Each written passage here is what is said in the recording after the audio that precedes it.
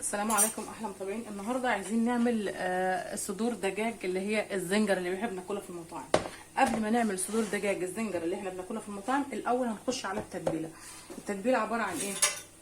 معلقه شايفين كده، معلقه صويا صوص، لازم اوريها لكم اهي، معلقه بسم الله، معلقه صويا صوص زي ما انتم شايفين كده. بنزل على التتبيله بسم الله الرحمن الرحيم. معلقه كاتشب. طالما حطيت صويا صوص يا جماعه بحط معلقه سكر صغيره كده، عشان احنا مش كبيره، عشان احنا حاطين ايه كاتشب، والكاتشب فيه سكر. معلقه سكر كده زي ما انتم شايفين، ما تخافوش ما بتبانش في الطعم خالص. في كمان معلقه ملح وكمون، ملح وفلفل اسود. تمام، مش هكتر قوي عشان الصوص. وفي كمان معلقه 7 بهارات زي ما انتم شايفين كده وانزل على التتبيله. عندي بقى كركم، اللي حابب يحط حاجه بسيطه كده، يعني حاجه يعني نسبه لا تذكر كده ولا اي حاجه، او كالي. ده شغال وده شغال. تمام، وهبتدي بقى اقلب التتبيله زي ما انتم شايفين صدور الدجاج كده. وبعد ما اقلبهم وتبلتهم كده زي ما انتم شايفين، هسيبهم نص ساعه في الثلاجه، وعشان نعمل احلى دجاج زنجر بتاعت المطاعم النهارده المقرمشه. معايا زي ما انتم شايفين كده التتبيله بقلبها عشان تاخد وتدي مع بعضيها. الله، ريحه التتبيله جميله، الصويا صوص عامله شغل فيها كويس، والسكر زي ما انتم شايفين. ما تخافوش من السكر، مش هيبان في الاكل خالص، بس عشان احنا قلنا الصويا صوص سلاح ذو حدين. بيبقى حاضر قوي في الاكل، فاحنا بنعالجه بالسكر، كاتشب، اي حاجه مسكره. معايا بسم الله ما شاء الله اهو زي ما انتم شايفين كده. قلبتها كويس قوي مع بعضيها، ونص ساعه في التلاجة التتبيله دي، وبعد كده نشوف هنعمل احلى دجاج زنجر بتاعت المطاعم. بس بقى اثناء الصدور وهي بتتبل كده في التلاجة، حطيتها بتاع ساعه الا ربع كده عشان تاخد من التتبيله كويس. فهحط بقى معلقه بيكنج باودر زي دي كده، معلقه صغيره في الدقيق. تمام، ومن نفس التتبيله هي بتاعت الفراخ برضو هنحط ايه في الدقيق ده، وملح وكمون. شايفين كويس كده ولا ايه؟ وملح وفلفل اسمر. على العكس صحيح، حطيت ملح الاول واسمر وبعدين ملح وكمون، عكست معلش، جل من الاسف يا جماعه. وعندنا بقى معلقه 7 بهارات، بس معلقه 7 بهارات زي دي زي ما انتم شايفين كده اهو. وابتدي بقى اقلب الدقيق كله في بعضيه عشان اعمل اللي هي الفراخ الزنجر اللي احنا بنشوفها في المطاعم، اللي هي المقرمشه دي، اللي هي صدور الدجاج المقرمش. تقطعيها بقى طويله، تقطعيها مكعبات، حسب بقى الرغبه اللي انت ايه، شوفي حسب رغبتك انت. موضوع التقطيع ده يرجع لك انت.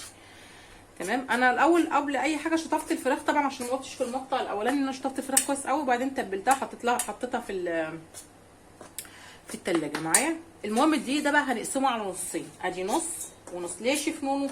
عشان هحط في نص ميه، في نص الدقيق ميه، والنص التاني هيبقى جاف كده تماما. ليه بقى؟ اهو زي ما انتم شايفين اهو، النص التاني ده ميه كده. تمام، وابتدي اقلب. انا عايزه الدقيق ده كده سايل عشان يمسك على صدور الدجاج. ابدا بصوا كده زي ما انتم شايفين. تمام، كمان تقليبه كده لحد ما يبقى سايل ويمتزج تماما بالميه زي ما انتم شايفين كده. تمام اهو.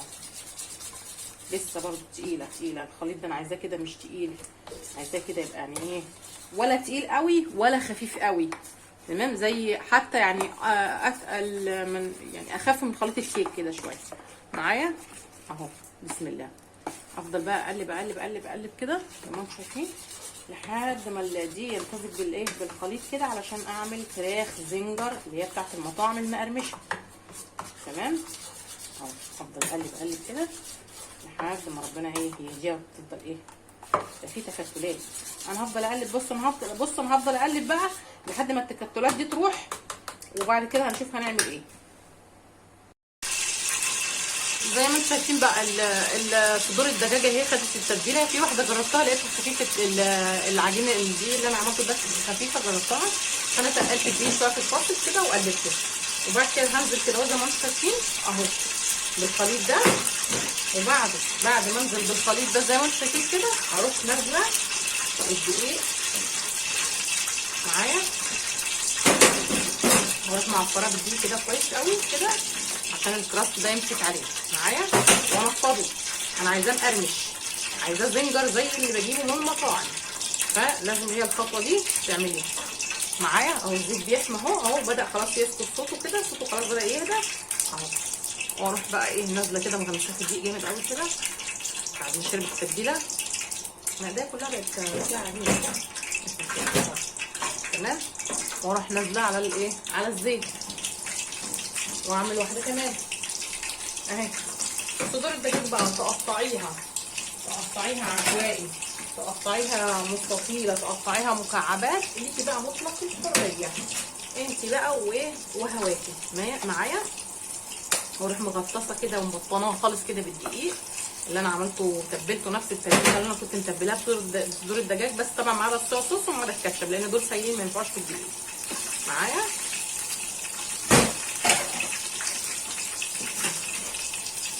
اهو معايا.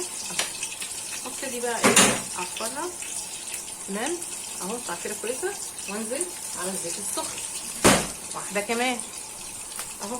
انزل اخد خليط كده زي ما انتم شايفين، واروح نازله بالدقيق الجاف اللي هو المتبل اهو، وابطنها خالص، ابطنها علشان انزل في قلب الزيت الحامي السخن. ما يكونش نار هاديه، لا يكون مولعه على الاخر عشان الكراست ما يقعش من عليه اهو. واروح منفضه نفضه كده ونازله. عايزه فراخ مقرمشه زي اللي باكلها في المطاعم، واحلى من المطاعم والله، احنا بنعملها في البيت احسن من المطاعم، بس انت على التكنيك ده هتلاقي ان شاء الله تاكلي احلى فراخ، احلى صدور فراخ تمام اهي. وبطناها كده بالدقيق، ولا بيض ولا بقسماط ولا اي حاجه. وبرضه هبعمل لكم فراخ بانيه بالبيض والبقسماط، يعني دي حاجه ودي حاجه اهو. نفضتها كده ونزلتها في الزيت. عايزه فراخ مقرمشه جميله اللي العيال بيحبوها في المطاعم دي، انتوا عارفين بقى المطاعم مش عايزه اقول اساميها بقى انتوا عارفينها، اللي هي كنتاكي وماكدونالدز والحاجات والحتت دي. نعملها في البيت احلى من كنتاكي كمان. خلاص نفضتها ونزلت واحده كمان اهو زي ما انتم شايفين في الرو ده اسمه الرو.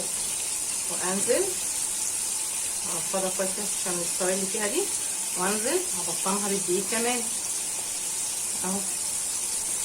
خطوه متكرره بس بتيجي في النتيجه في الاخر وهميه، والله تبقى نتيجه وهميه اهو. تدي احلى فراخ مقرمشه اهو. تاخد بس على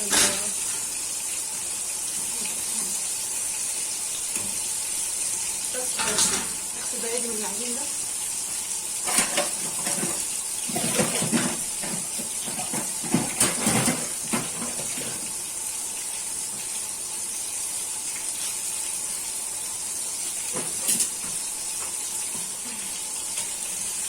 ما شاء الله. جميله والله المقرمشه اهي. بس اول ما تتحمر على اليمتين كده هفضل بقى اقلبها على اليمتين، ولما تخلص عشان ما اطولش عليكم الفيديو عشان ما تزهقوش اوريكم احلى فراخ زنجر بتاعت المطاعم.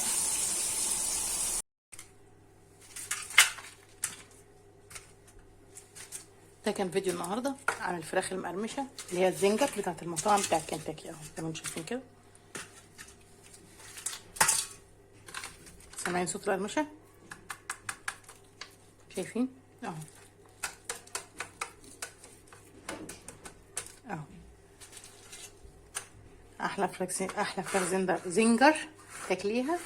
حابه بقى تحط لها كاتشب، حابه تحط لها مايونيز، حابه تحط لها مستردة او هوت صوص، اي بقى الصوصات اللي هواكي فيها.